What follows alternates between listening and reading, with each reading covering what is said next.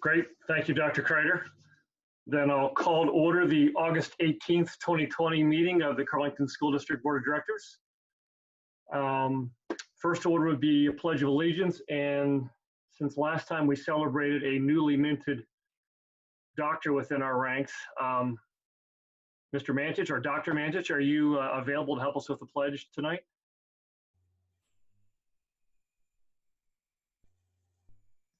Yes, I can. Wonderful.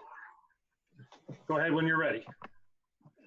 I pledge allegiance to the flag of the United States of America and to the republic for which it stands, one nation, under God, indivisible, with liberty and justice for all. Thank you, Ed, and congratulations again. Thank you very much. Will the secretary please call the roll? Director Russo, Director Russo is not able to join us for the meeting this evening. Director O'Brien, Here. Director Mendoza, She is having some technical difficulties right now and plans on being with us very shortly. Director Zaletsky, Here. Director Simsik, Here. Director Honchar, He is not able to make tonight's meeting as well. Director Frank, Here. Director Apple, Here. Director Shriver, Here. and is Director Mendoza with us yet? I believe she's still trying to access. She's having some trouble with the link. So we anticipate her arriving shortly.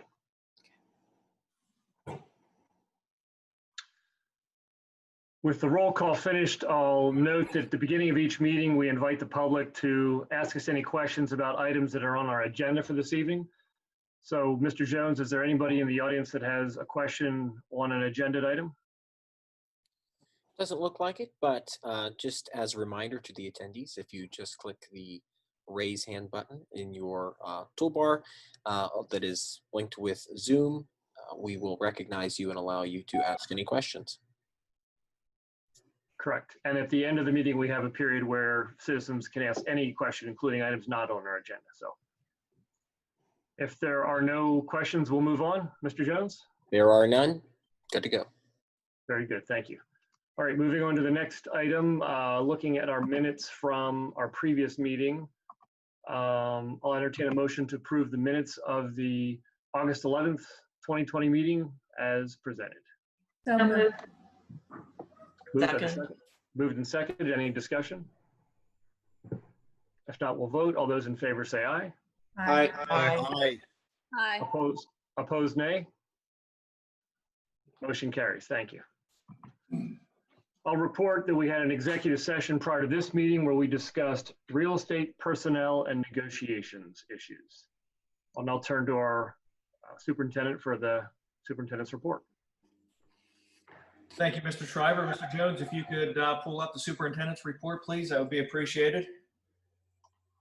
Thank you very much. Just using this time as a brief opportunity just to bring a little bit of an update as far as where we are. At our last board meeting, we provided some detailed information in regard to our opening plans. So just as a reminder, Carlynton School District will be opening remotely for the first 4.5 weeks, which takes us to approximately September 28th, which would be the next phase where we would make a decision of whether or not we would continue in the remote model, whether we move to a hybrid, or whether we move to a full traditional model.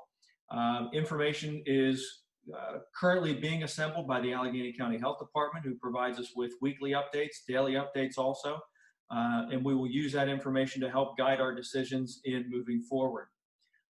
Just also as a reminder for secondary students, school will start at 8 o'clock on Monday morning of August the 24th, and then 9 o'clock for our elementary students. And by starting school, we simply ask our students to access their Google Classroom, log into either their homeroom or their first period class, homeroom at the high school level, and then their homeroom or their first period, their elementary school teacher at the elementary level to access the instruction.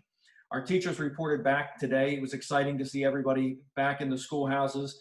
A lot of excitement, a little bit different coming back this year as you don't have those large groups reporting to the auditorium and getting that build of excitement towards the year. So it's a little bit different for us. However, I can tell you that our teachers worked very hard today. They're excited to come back tomorrow and continue working throughout the course of this week, acquiring as much knowledge as they can about Google Classroom and some other updates that we have this school year, and really looking forward to seeing the kids online coming Monday. So we, as a district, we're excited, and I'm very confident that we will deliver a platform that will be highly engaging, very flexible, and extremely safe for all of our students and for all of our staff. We also recently sent out a meal distribution survey. Within that survey, we're collecting information for us to get a little bit of an understanding of how many individuals, students will be taking advantage of our meal distribution. As far as sharing our meals this year, we will not be able to offer everyone a free meal. However, all students who are enrolled in the free and reduced lunch program will continue to receive a free meal. We serve both the breakfast and the lunch. And we're also getting an idea as to what distribution points would be the best for our families, as well as the time frame that we're looking at as well. We're looking at time frames between 8 to 10 a.m., 10 to noon, and then also a 3 to 5 distribution, trying to make sure that we can meet the needs of our community. We'll use that survey then to help guide those distribution plans. Next slide, please, Mr. Jones. And in addition, preparing for instruction coming up, as we did mention over the summer, our technology department worked extremely hard to secure laptops or Chromebooks for all of our students.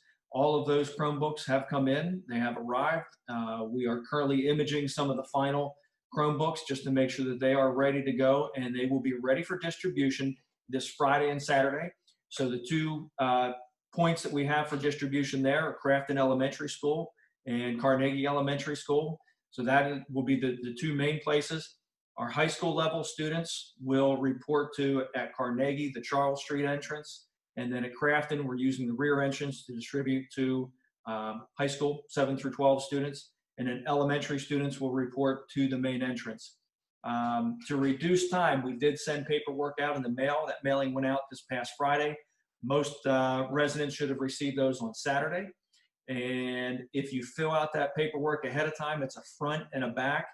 The front side has the insurance information for which all parents and families can purchase for $30 in insurance that will cover a lot of the major issues that could occur to laptops due to dropping, small damage, those types of things, to get those replaced. And also just a general form that indicates that parents have had the opportunity to read through the expectations of how to manage the laptop, how to navigate on things, just so that parents have that understanding as well. That information was also included in the mailing as well. So as mentioned, we're ready, we're prepared, we're excited. It's a different type of the school year that we're accustomed to, but nonetheless, we're going to take the challenge and we're going to hang in there. And I think our students are going to be ready for it. We're anxious to see them on Monday. And again, we're ready to go. So thank you, Mr. Jones. That's all I have for the superintendent report. I'll turn things back over to Mr. Shriver at this time. Thank you, Dr. Kreider. Any other administrative updates, or should I move on to committees? You're able to move on to committees. All right, great. So I believe the committee heads all reported last week. Are there any committee heads that have updates that they'd like to share? Parkway West, Pathfinder, Shasta, Legislative, PSBA, or the Foundation?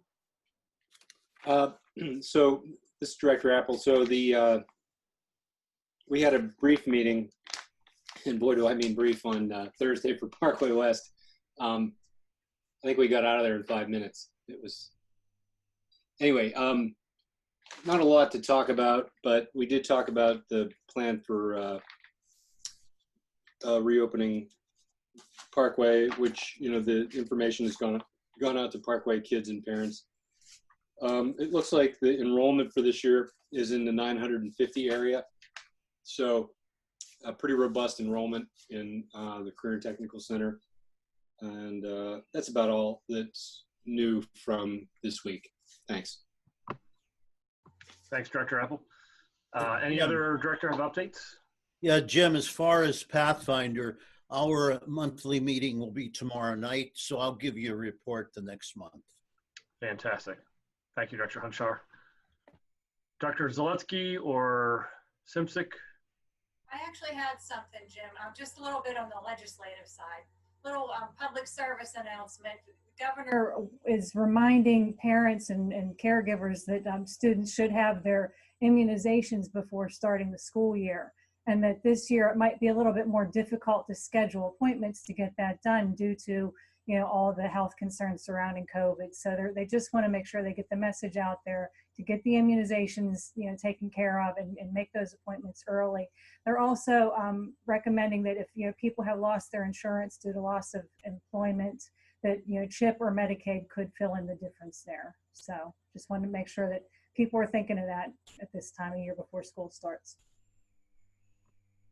That's all. Very, very good information. Thank you for sharing that. Director Zaletsky, anything you want to share? There is no updates for Shasta at this time. Understood. Okay, thank you. Moving on then out of section 3 into section 4. Under section 4 miscellaneous, I'll entertain a motion to approve 3 items. Number 1, the proposal for flexible instruction days for the Carlynton School District with amendments as required by the state and as submitted. Number 2, the resolution by the Carlynton School to declare that the COVID-19 pandemic is an emergency within the meaning of section 520.1 of the Pennsylvania School Code and related to the development of a school health and safety plan. And number 3, the memorandum of understanding between the district and the Carlynton Federation of Teachers collective bargaining unit regarding supplemental stipends as submitted. Do I have a motion for those 3 items? So moved. Second. Moved and seconded. Thank you. Any discussion? If not, we'll vote. All those in favor say aye. Aye. Aye. Aye. Opposed, nay. Motion carries. Thank you. Under section 5, finance, I'll entertain a motion for the following 3 items. To approve the bills for the month of July 2020 in the amount of $854,718.79.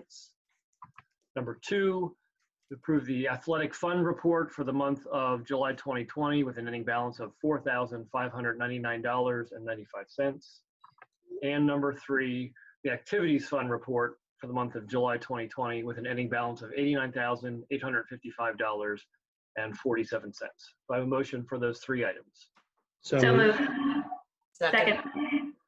Moved and seconded. Thank you. Any discussion? If not, we'll vote. All those in favor say aye. Aye. Aye.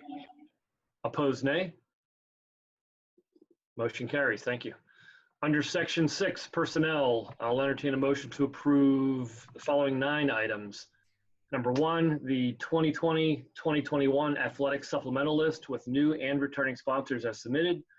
The stipend for supplemental position holders is contingent upon completion of the full school year and will be prorated in the event of a shortened or canceled school year due to unforeseen circumstances. Number 2, the 2020-2021 activities supplemental list with new and returning sponsors as submitted. The stipend for supplemental position holders is contingent upon completion of the full school year and will be prorated in the event of a shortened or canceled school year due to unforeseen circumstances.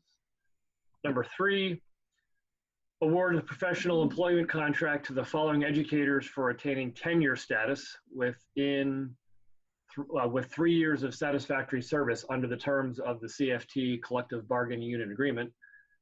Trina Howells, Alexis Garrison, Brooke Morocco, Brittany Nacera, Kimberly Sumter, and Billy Vasilowski.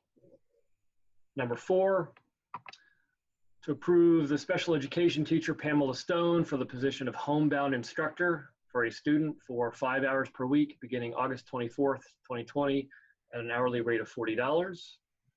Number 5, to approve Chris Trombetta for the class 3 position of one-to-one personal care aide effective August 24th, 2020, consistent with the terms of the SCA Collective Bargaining Unit Agreement. Number 6, approve Allison Feckerty for the position of kindergarten teacher at Carnegie Elementary School, effective August 18th, 2020, and consistent with the terms of the Carlynton Federation Teachers Collective Bargaining Unit Agreement. Number 7, to approve Carolyn Novak for the position of long-term substitute special education teacher at Carnegie Elementary School, effective August 18th, 2020, and consistent with the terms of the CFT Collective Bargaining Unit Agreement.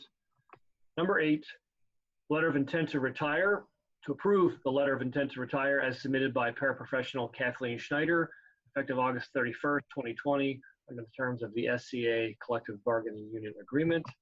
And number 9, motion to rescind the leave of absence request for employee number CFT 2021-02 as submitted. So I have a motion for those 9 items. I so move. Thank you. Do I have a second? Second. Moved and seconded. Any discussion? If not, we'll vote. All those in favor say aye. Aye. Aye. Opposed, nay. Motion carries. Thank you. And congratulations to all those folks that we would normally celebrate in person, making tenure your 3 years of service. Thank you for your service and congratulations. Under section 7, student services, Dr. Kreider, do we have any motions for section 7 tonight? No, we do not. Okay, very good. Moving on then, under section 8, old business. Any director have any old business they would like to raise?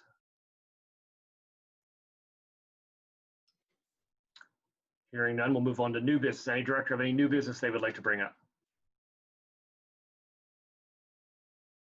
Hearing none, we'll move on to open forum. Mr. Jones, is there anyone in the queue that would like to ask the board a question? It does look like we have one right now. It's going to be Cody Sheets. And you, sir, are able to speak. Just unmute your microphone, please. Before you start speaking, just your name and your residence. I'm sorry, my name and my what? And where you live. Your address. Understood. Cody Sheets, Promenade Street.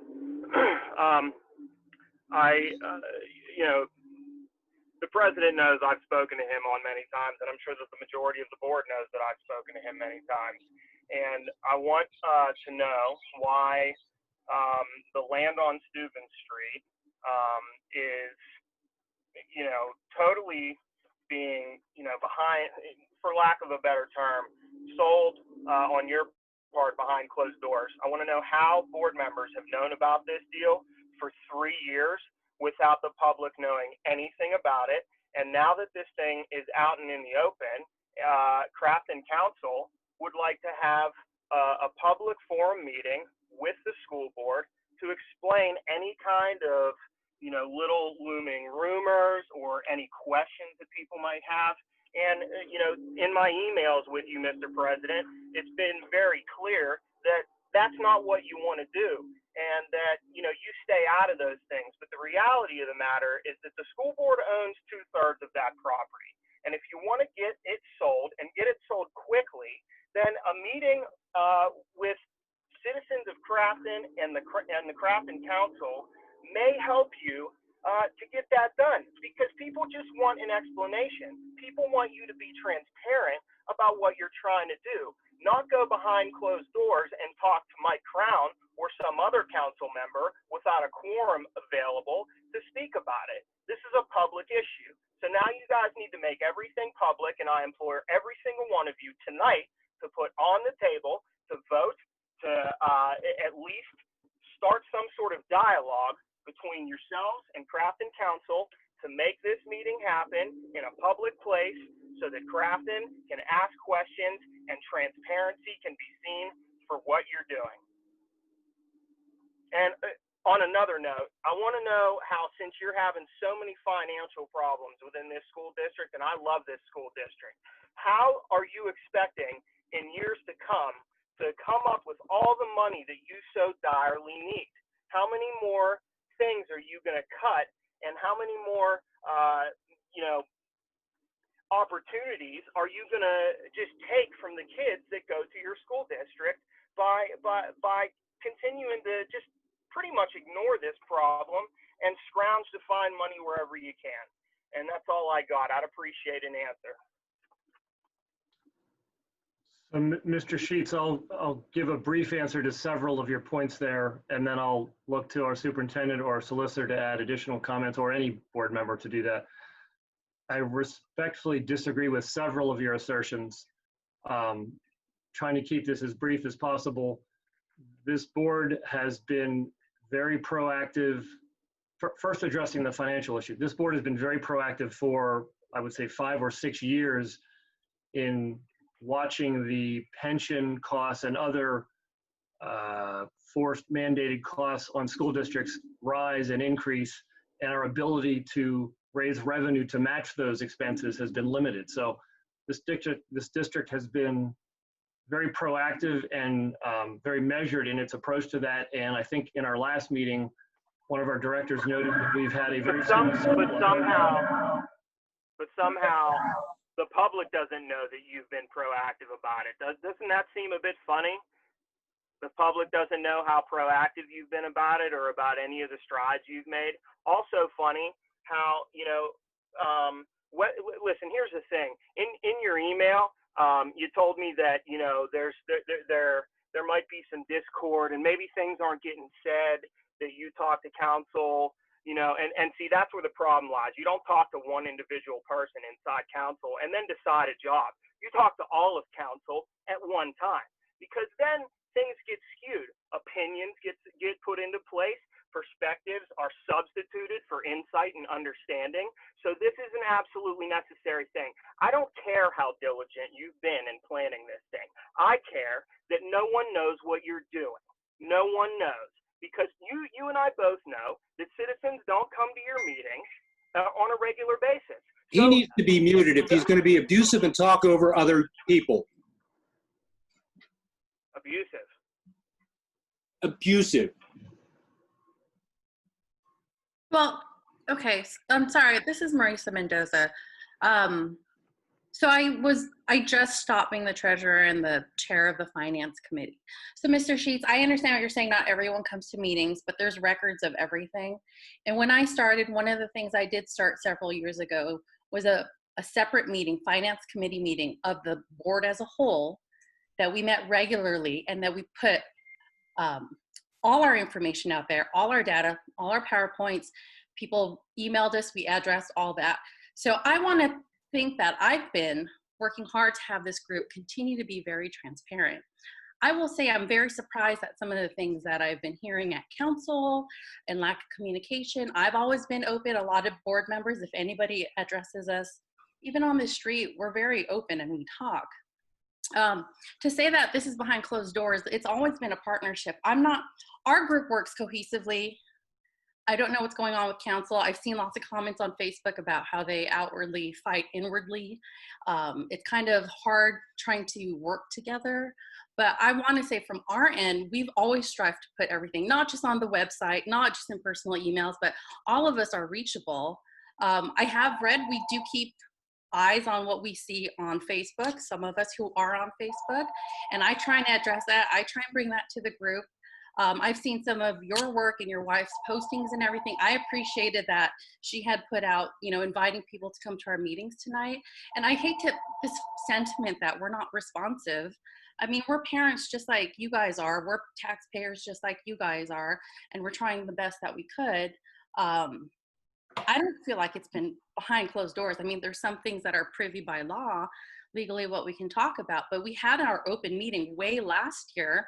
And we've been talking about this publicly for a couple of years now. So I'm unsure about where information got lost or where it got put on us that we haven't been open. I try and address people when people ask me. If it's last minute, that seems hard. And I feel like you're very frustrated, and I feel bad about that because I used to be one of your neighbors just down the street. So I hate this feeling that you're not getting information, and all of us work to try and get information out. Here's I apologize.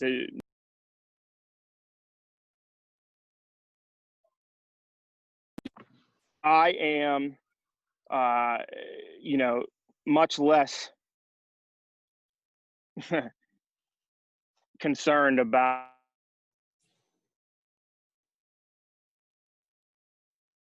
The issue is that like, and I appreciate that maybe you have posted this, tried to be transparent through this. The fact of the matter is that citizens of Carlynton don't know what you're doing. And what you're telling me right now, and this is a yes or no question, as a board, are you going to schedule this meeting with Carlynton Council and explain to citizens what's going on with this deal or not? I think at this point, our interest is to keep things within our house in regard to taking the information and moving forward with it. I can say back on December 3rd, I was present at that meeting. I was not the superintendent at that time, but I do know that the board had an open discussion about the intergovernmental cooperation. Didn't have it with council. Please, can you please not interrupt me, sir? I did not interrupt you. Sure. And within that meeting, as far as an intergovernmental cooperation agreement, we have a parcel of property that we're interested in selling. And as a part of that agreement, we needed to have an agreement with the Carlynton Borough to do so. And once that property is sold, as far as moving forward and working with outside agencies to help develop that land, goes out beyond the scope of what the school district is responsible for. Yeah. What if Carlynton doesn't want to sell it?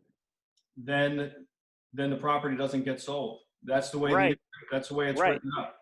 Right. So, I mean, it would just make sense, you know, again, in my opinion, to try to build some bridges if you want to make this happen for your school and for your students and get that money that can be so well used, to try to find some mutual ground where you can get that entire property sold. You can get it sold and have some public input on it. Hey, can this go here? Can this go here? Is it going to be a gas station? Are you going to put a strip mall? That's all the people are asking for here. Oh, I understand what you're saying, Mr. Sheets, then. What you're talking about is what gets developed on it, which is actually not in our power. Like, we don't drive what gets built there. This is cooperation with the borough. If the borough is interested in what gets developed on there, I mean, it's your property. You have a say. No. We own it to sell it, but then what gets put on there, that's why it's an intergovernment cooperation, because that's all the borough. That's not us. We don't dictate what goes on there. We don't talk about the driveways. We don't talk about the paint. We don't talk about the traffic. That's not under any of our power as the board. All we have is we're the landowner. It's like if you owned a house and you sold it, and then the next people wanted to put up a fence and a pine tree. The old owners don't have any say in that. All we have a say is like, so this is why it's a joint venture. This whole time it's been a joint venture. We can't on our own just go out and say, we want to sell this and force the hand of the council. It's like saying, exactly. Are you interested in working with us? What is the best thing for Carlynton? As a Carlynton, what's the best thing for Carlynton? No, I agree. I lived right on Steuben. Right when you enter. So I understand that corridor about how important the walkability. I have 2 kids that are high school that walk around. All their friends walk around. It's right across from a park. So it's like, I wouldn't approve anything that would be terrible. I mean, people talk about, there's going to be a gas station there. There's already a gas station there, and it's not a great one. So you can't approve anything without Carlynton.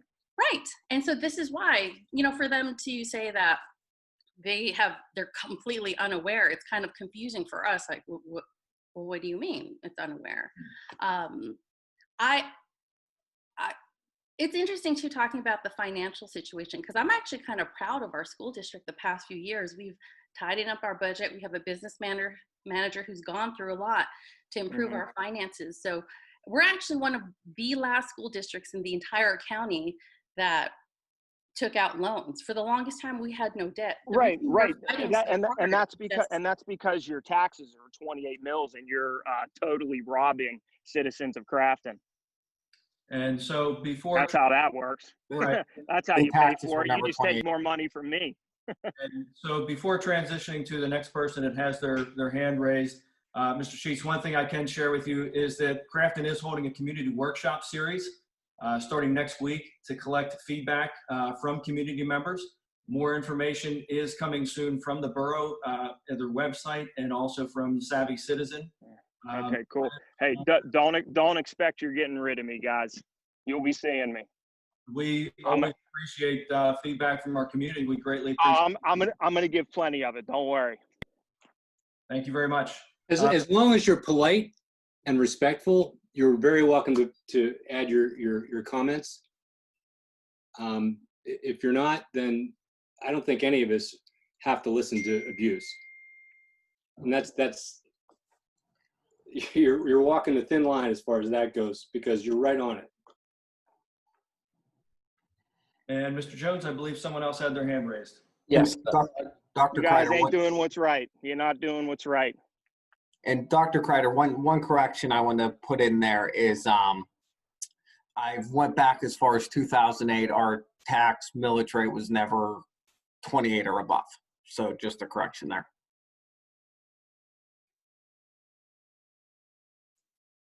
Okay, on to Coletta Perry. You are now permitted to speak. You'll just have to unmute yourself. Please just state your name and your address. Coletta Perry, 10 Baldwick Road, Crafton. I just wanted to, and I'm also a member of the Crafton Council, but I am speaking as one individual, and I want to make that clear. I appreciate the school boards saying that they have no control over how the property will be developed. However, and that it is incumbent on Crafton Council to pass the intergovernmental agreement as the first step to the process of that property being sold, and it's the critical step. I would like to point out that it is known that the purchaser, the proposed purchaser, is Armstrong Development, who will be developing for Giant Eagle, and their proposal is a get-go with potential other development. With that said, what I think the community in Crafton has been saying, both in our December meeting and in our most recent meeting, where we had, in December, we had 50 people at an in-person meeting, and a week ago Monday, we had 42 people in the Zoom room, and many of them spoke on this topic. And what they are overwhelmingly saying is they are not in favor of a gas station. And that is the reason, and the sole reason, that I continue to vote against the intergovernmental agreement. That said, I do think that there is room, and we did say in some of our, in our last meeting, that there is an opportunity for the two groups to come to the table and talk about what options there might be. In my personal point of view and in my personal voting, I have held the position that there is no point in agreeing to that intergovernmental agreement at this point, because it is a contingency on the current sales agreement. And I am not in favor of this particular sale going forward, and neither do quite a number of the Crafton community people who are speaking up. At that all said, I want to respectfully say that I believe that our council and our community are willing and interested to talk about other opportunities and other ways of marketing that property when this sales agreement expires. Thank you. Ms. Perry, thank you for your comments. Quick clarification. The last roughly 2 or 3 years of interaction between our bodies was in an attempt for the district to have the borough provide input and drive the direction of the development. So I believe this group acted in good faith with the borough to try to assist the borough in guiding that development or allowing that development to be guided by the borough. So we respect the council's opinion. If the council does not wish to proceed with the intergovernmental agreement, that's acceptable, and we'll simply move on. Okay, and as I said, that I believe that this council and this community are willing to look at other possibilities. And let me respectfully submit that the only options that have been given to us in the whole time have been developments that have involved convenience store gas stations, because this was set up as, I believe, I remember when you first came to us to say that you had, that the board had been resisting the idea of selling the parcel, but that you did have a private offer come to you that you brought to the table. So there has been no point in time that any of the discussions that I personally have been aware of, so I'm not speaking for the rest of council, that any other possibilities beyond the two parties that have been bidding on this property have been considered. And that is why I think that this intergovernmental agreement, until this particular sales agreement expires, needs to not be granted. After that, if we are willing to talk and to work with the Planning Commission and to figure out a way to market this property in a way that is advantageous to both the board and to the community, I believe it will move forth. Thank you very much. Thank you, Ms. Perry. Mr. Jones, do we have any other requests to speak? We do not. All right. Dr. Kreider, any final comments or questions? No, I see no other questions. One thing that was pointed out that we did learn this evening is it is, for those who attend the meeting, it is a challenge for them based on the webinar feature that we use. Nobody knows how many other people are in the room. So that's one thing we may want to address in the future is just to let the public know how many attendees are currently in the Zoom meeting. Good point. Good point. Any other board member? Does a board member have any open forum issues they'd like to discuss? If not, then I'll entertain a motion to adjourn the meeting. So moved. Second. Moved and second. Thank you. All those in favor say aye. Aye. Aye. Aye. Opposed, nay. We are adjourned. Thank you very much.